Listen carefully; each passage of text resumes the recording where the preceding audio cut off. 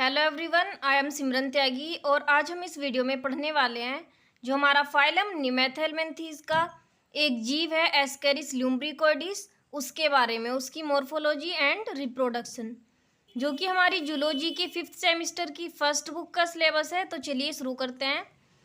Ascaris ल्यूम्ब्रिकोइडिस का जो हमारे सिलेबस में दिया गया है, सिर्फ हमें मॉर्फोलॉजी एंड रिप्रोडक्शन पढ़ना है उसके बारे में। तो देखते हैं। एस्केरिस ल्यूम्ब्रिकोइडिस आकारिकी एवं जनन। जो एस्केरिस होता है, एस्केरिस ल्यूम्ब्रिकोइडिस, वो मनुष्य के सुपरिचित आठ परजीवियों में से एक है। यह वयस्क मानव की अपेक्षा बच्चों की क्षुद्रांत्र में सामान्य रूप से मिलता है, यानी कि ये बच्चों में अधिक पाया जाता है। यद्यपि इसका वितरण विश्वव्यापी है, तथापि यह भारत, चीन, कोरिया, फिलीपाइन द्वीप समूह और पैसिफिक द्वीपों में विशेष रूप से पाया जाता है। यानी कि पाया तो ये सभी जगह जाता है, लेकिन जहाँ पर अधिक पाया जाता है ये वो देश हैं। इसके बाद अब देख लेते हैं इसकी मॉर्फोलॉजी। एक्सटर्नल मॉर्फोलॉजी इसकी कैसी होती है। आकृति एवं परिमाप। एस्केरिस का शरीर लंबा, बेलनाकार और दोनों सिरों पर धीरे धीरे नुकीला होता है और पश्च सिरे की अपेक्षा अग्रसिरा पतला हो जाता है। लैंगिक रूप से यह एक लिंगाश्रयी प्राणी है, अर्थात नर और मादा दोनों अलग अलग होते हैं और उनमें लैंगिक द्विरूपता स्पष्ट होती है। तो देखते हैं लैंगिक द्विरूपता किस प्रकार से स्पष्ट होती है। यहाँ पर ये दो स्ट्रक्चर है हमारी एस्केरिस ल्यूम्ब्रिकोइडिस की। ये होता है मेल, इसकी जो टेल होती है वो कर्व्ड होती है, जबकि जो फीमेल होती है उसकी पूरी सीधी होती है। तो ये होते हैं हमारे मेल एंड फीमेल एस्केरिस, और इनमें लैंगिक द्विरूपता हम देख सकते हैं। इसके बाद दिया गया है कि मादा की लंबाई सामान्यतः 20 से 40 सेंटीमीटर और व्यास 4 से 6 मिलीमीटर होता है।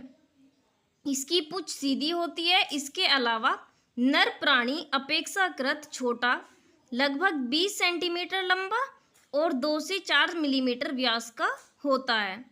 इसका पुच्छ सिरा अधरतल की ओर मुड़ा होता है। अभी हमने देखी है ना, जो इसकी टैल होती है वो कर्व्ड होती है नीचे से।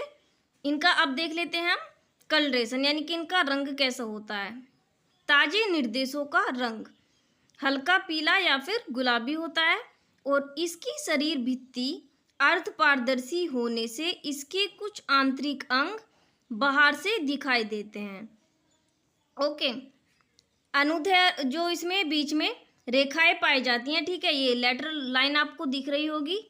तो अनुदैर्ध्य धारियां या रेखाएं जो होती हैं, लॉन्गिट्यूडनल स्ट्रिक्स एंड लाइंस, इसके शरीर की संपूर्ण लंबाई में 4 अनुदैर्ध्य धारियां या रेखाएं होती हैं। अगर हम एक साइड से देख रहे हैं यहाँ पर, तो हमें कितनी दिख रही हैं? ये सिर्फ 2 दिख रही हैं, लेकिन 2 इधर से दिख रही हैं तो 2 दूसरी साइड भी तो हैं।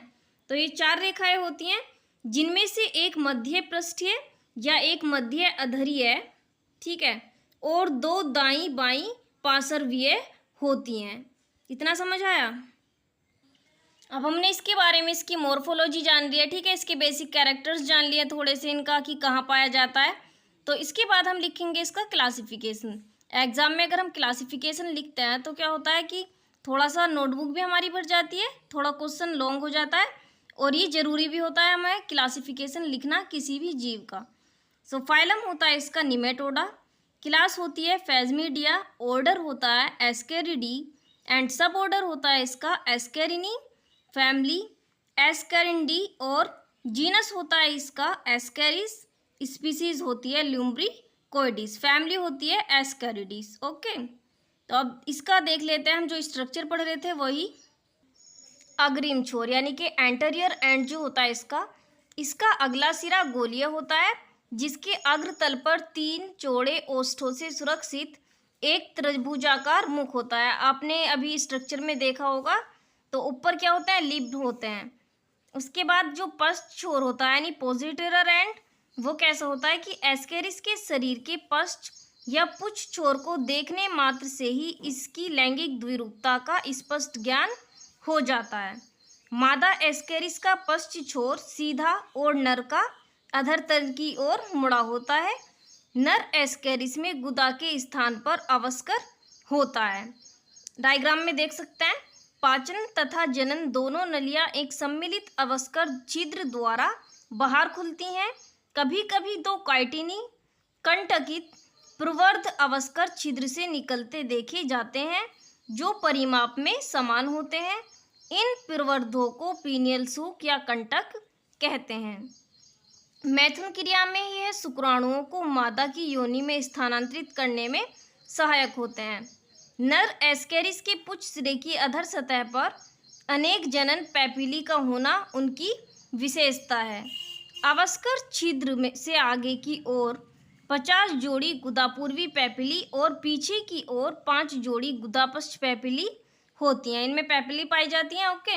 और नर प्राणी की जो जनन पैपिली होती है वो मैथुन में सहायक होती है। अब देख लेते हैं हम इसका रिप्रोडक्शन, क्योंकि हमें सिलेबस में पढ़ना है।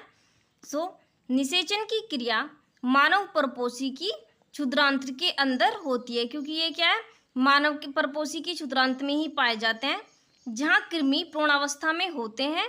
और निषेचन अंडों में शुक्राणु के प्रवेश द्वारा संपन्न होता है। निषेचन के पश्चात ही अंडाणु में द्वितीय परिपक्वन विभाजन होता है। तो निषेचन इसलिए इनका कहाँ होता है, मानव परपोषी की क्षुद्रांत्र के अंदर। ये हो गया हमारा एस्केरिस लुम्ब्रिकोइडिस, जो कि निमेथेलमिन्थीस फाइलम का हमारा एक जीव है, उसका मॉर्फोलॉजी एंड रिप्रोडक्शन। तो आगे भी आप ऐसे ही अपनी क्लासेस को करने के लिए मेरे चैनल के साथ ज्वाइन हो सकते हैं। जूलॉजी की फर्स्ट बुक जो कि 5th सेमेस्टर की, उसको पूरा कंप्लीट करने के लिए। Thank you.